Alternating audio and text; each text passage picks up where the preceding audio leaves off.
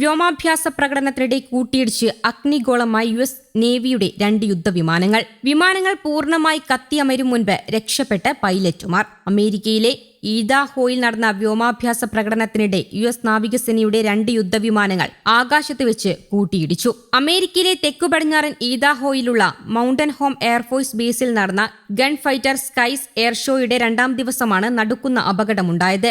വ്യോമാഭ്യാസ പ്രകടനത്തിൽ ഏർപ്പെട്ടിരുന്ന U S നാവികസേനയുടെ 2 FA-80G ഗ്രൌളർ യുദ്ധവിമാനങ്ങളാണ് ആകാശത്ത് വെച്ച് പരസ്പരം കൂട്ടിയിടിച്ചത്. വാഷിംഗ്ടണിലെ വിഡ്ബി ഐലൻഡ് ആസ്ഥാനമായി പ്രവർത്തിക്കുന്ന ഇലക്ട്രോണിക് അറ്റാക്ക് സ്ക്വാഡ്രൺ 129ന്റെ ഭാഗമായ വിമാനങ്ങളായിരുന്നു ഇവ.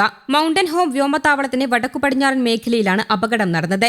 അമേരിക്കൻ ഐക്യനാടുകളുടെ 250ാം ജന്മദിനാഘോഷങ്ങളുടെ ഭാഗമായായിരുന്നു വ്യോമാഭ്യാസ പ്രകടനം സംഘടിപ്പിച്ചത്. ഏകദേശം $67 മില്യൺ വീതം വിലമതിക്കുന്നതാണ് തകർന്നുപോയ ഈ 2 അത്യാധുനിക പോർവിമാനങ്ങളും. അതിസാഹസികമായ വ്യോമാഭ്യാസ പ്രകടനങ്ങൾക്കിടയിൽ വിമാനങ്ങൾ വളരെ അടുത്തേക്ക് വരികയും അപ്രതീക്ഷിതമായി കൂട്ടിയിടിക്കുകയുമായിരുന്നു. കൂട്ടിയിടിച്ച ഉടൻ തന്നെ വിമാനങ്ങൾ നിയന്ത്രണം വിട്ട് ആകാശത്ത് വെച്ച് വട്ടം ചുറ്റാൻ തുടങ്ങി. എന്നാൽ വിമാനങ്ങൾ തകർന്നു വീഴുന്നതിന് തൊട്ടു മുൻപുള്ള നിമിഷങ്ങളിൽ അതിൽ ഉണ്ടായിരുന്ന 2 പൈലറ്റുമാരും 2 ക്രൂ അംഗങ്ങളും ഉൾപ്പെടെയുള്ള 4 പേരും കൃത്യസമയത്ത് വിമാനത്തിൽ നിന്നും ഇജക്ട് ചെയ്ത പാരച്യൂട്ട് വഴി പുറത്തേക്ക് ചാടി അത്ഭുതകരമായി രക്ഷപ്പെടുകയായിരുന്നു. വിമാനങ്ങൾ കൂട്ടിയിടിച്ചതിന് തൊട്ടു പിന്നാലെ വിമാന ജീവനക്കാർക്കും ഇജക്ട് ചെയ്യുന്നതും ആകാശത്ത് 4 പാരച്യൂട്ടുകൾ വിരിയുന്നതും സമൂഹമാധ്യമങ്ങളിൽ പ്രചരിച്ച ദൃശ്യങ്ങളിൽ ശക്തമായി കാണാം. ഇതിനു തൊട്ടു പിന്നാലെ 2 യുദ്ധവിമാനങ്ങളും വലിയൊരു അഗ്നിഗോളമായി മാറി താഴേക്ക് പതിക്കുകയും ഭീകരമായ സ്ഫോടനത്തോടെ തകരുകയും ചെയ്തു.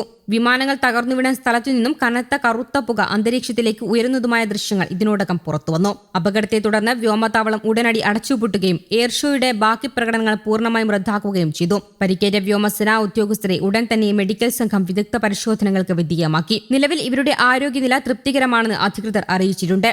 വിമാനങ്ങൾ തകർന്നു വീണത് കാണികളിൽ നിന്നും അകലെയായതിനാൽ തത്സമയം പ്രകടനം കാണാനെത്തിയ കാണികൾക്കോ നിലത്തുണ്ടായിരുന്ന മറ്റ് ജീവനക്കാർക്കോ യാതൊരുവിധ പരിക്കുകളും സംഭവിച്ചിട്ടില്ല. അപകട സമയത്ത് വ്യക്തമായ കാഴ്ചാപരിധിയും അനുകൂലമായ കാലാവസ്ഥയുമാണ് ഉണ്ടായിരുന്നത്. എയർ ഷോകളിൽ പങ്കെടുക്കുന്ന പൈലറ്റുമാർ അങ്ങേയറ്റം പ്രഗത്ഭരാണെങ്കിലും ഇത്തരം പ്രകടനങ്ങളിൽ പിഴവുകൾ സംഭവിക്കാനുള്ള സാധ്യത വളരെ കുറവാണെന്നും ചെറിയൊരു അശ്രദ്ധ പോലും വലിയ ദുരന്തങ്ങൾക്ക് കാരണമാകുമെന്നും വ്യോമയാന വിദഗ്ധർ അഭിപ്രായപ്പെട്ടു. 2 വിമാനങ്ങളിലെയും ജീവനക്കാർ ജീവനോടെ രക്ഷപ്പെട്ടതിനാൽ അപകടത്തിന്റെ യഥാർത്ഥ കാരണം കണ്ടെത്താൻ അന്വേഷണ ഉദ്യോഗസ്ഥർക്ക് സാധിക്കുമെന്നാണ് കരുതുന്നത്. സംഭവത്തെക്കുറിച്ച് യു എസ് നാവികസേനയും മിലിറ്ററി അധികൃതരും വിശദമായ അന്വേഷണം ആരംഭിച്ചിട്ടുണ്ട്. അമേരിക്കൻ യുദ്ധവിമാനങ്ങൾക്ക് ആകാശത്ത് വെച്ച് ഇന്ധനം നിറച്ചു നൽകുന്ന വ്യോമസേനാ വിമാനം തകർത്തതിന്റെ ഉത്തരവാദിത്തം ഏറ്റെടുക്കാൻ ഇറാഖിലെ ഇറാൻ അനുകൂല സായുധ സംഘവും രംഗത്തു വന്നിരുന്നു. തങ്ങൾ നടത്തിയ വ്യോമപ്രതിരോധ നീക്കത്തിലാണ് യു എസിന്റെ ബോയിങ് KC-135 സ്ട്രാറ്റ ടാങ്കർ തകർത്തതെന്ന് ഇറാഖിലെ ഇസ്ലാമിക് റെസിഡൻസ് അറിയിച്ചു. നമ്മുടെ രാജ്യത്തിന്റെ പരമാധികാരത്തെയും വ്യോമാതിർത്തിയെയും സംരക്ഷിക്കുന്നതിനാണ് വിമാനം തകർത്തതെന്ന് ഇസ്ലാമിക് റെസിസ്റ്റന്റ് പ്രസ്താവനയിൽ പറഞ്ഞു.